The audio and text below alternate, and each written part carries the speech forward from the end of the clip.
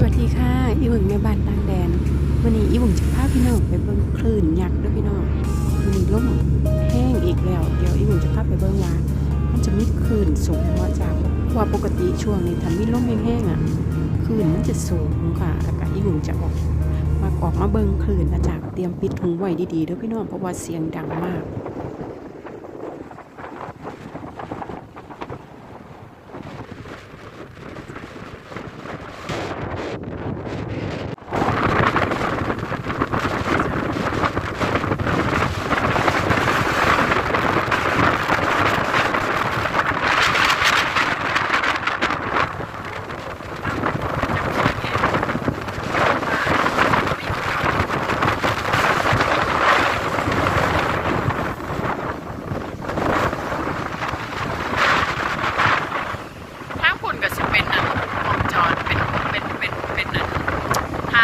เป็นหมองจอดเรือนะพี่น้องหมองจอดเรือยางนะกับว่าหนาววันไหนจ้ะลม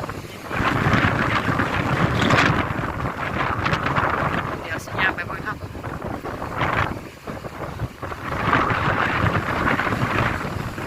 ย่ามหวนอ่ะ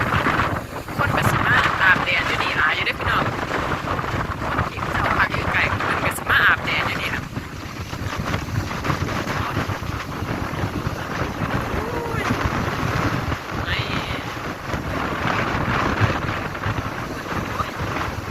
มาประเทศกับลมแห้งเปียกนอนอย่างนี้พี่น้อง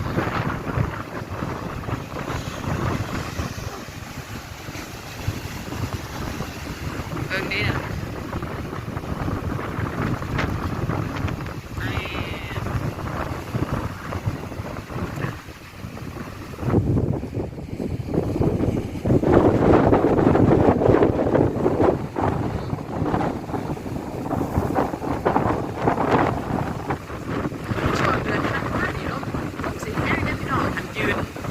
ยืนอยู่นี่โอ้ยแทบจะปลิวไปน้ำลมเลยล่ะมันแห้งอีหลีลงแต่มันก็ถือว่าระดับลมระดับไอ้ปานกลางว่าแห้งปานไหนคุณห้ามคุณเขื่อนใหญ่พี่น้องห้ามคุณเขื่อนใหญ่อันนี้ก็จะเป็นนะอีกบ้านหนึ่งก็จะบ้านริมทะเลห่างจากบ้านที่บึงประมาณ7 กิโล